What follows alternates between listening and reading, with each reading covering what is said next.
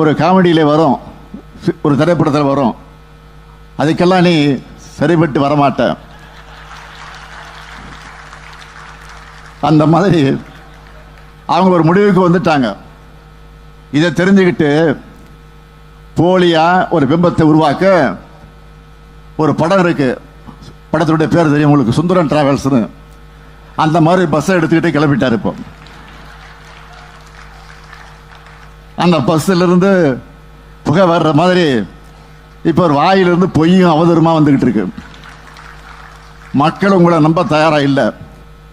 விரக்தியில் என்ன பேசுறதுன்னு தெரியாம தமிழ்நாட்டு மக்களான உங்க மேலேயே குற்றச்சாட்டு வைக்கிறார், உங்களை கொச்சைப்படுத்துகிறார். என்னன்னா, 1000 ரூபாய்க்கு ஏமாந்துட்டீங்களே, 1000 ரூபாய்க்கு நீங்க ஏமாந்து போயிட்டீங்களே அப்படின்னு ஒவ்வொரு பித்தர கூட்டத்தையும் தாய்மார்களை பார்த்து பேசுறாரு. மக்கள் ஏமாறல, பாஜகவை நம்பி நீங்க தான் ஏமாந்து போயிருக்கீங்க. உங்க சுயநலத்துக்காக, உங்க குடும்பத்தினரை ரைடில் இருந்து காப்பாற்றுறதுக்காக அதிமுகவையே டெல்லியில் போய் அமித்ஷா கிட்ட அடமானம் வச்சுட்டு வந்திருக்கிறீங்க. 3 காரு 4 காருன்னு மாதிரி அமித்ஷா வீட்டு கதை தட்டின கதையை பற்றி தம்பி உதயநிதி தான் முதல்ல எடுத்து பேசினார். நீங்க என்ன சொல்றீங்க? அமித்ஷா வீட்டு கதை தட்டா என்ன தப்பு அப்படின்னு வெட்கமில்லாம கேட்குறீங்க. யாருக்காக தட்டினீங்க? உங்க குடும்பத்தை ரைடிலிருந்து காப்பாற்ற உங்க கட்சியை அடமானம் வைக்கத்தானே தட்டினீங்க. பாஜக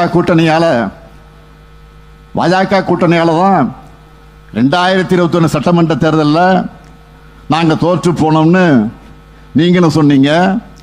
உங்கள் கட்சிக்காரங்களை வெளிப்படையாக சொன்ன பிறகும் அதே கட்சியோடு கூட்டணி வச்சிருக்கிறீங்களா? அதுக்கு பேர் தான் குடும்ப பாசமா? உங்கள் குடும்பத்தை காப்பாற்ற கோடிக்கணக்கான தொண்டர்களை கொண்டிருக்கக்கூடிய இந்த கட்சியை டெல்லியோட சதுரங்க வேட்டையில் சிக்கி அடமானம் வச்சுட்டீங்க. உங்க சொந்த கட்சிக்காரங்களை நம்பாத நிலையில தமிழ்நாட்டு மக்கள் நம்பி ஏமாற தயாராக இல்லை. உறுதியோடு சொல்றேன், அடுத்து அமைய போறதும் திராவிட மாடல் ஆட்சி தான். திராவிட மாடல் 2.0வும் இணையற்ற ஆட்சியா, இந்தியாவிலே தலை சிறந்த ஆட்சியாகத்தான் இருக்கும்னு இப்பொழுதே உறுதியளிக்கிறேன்.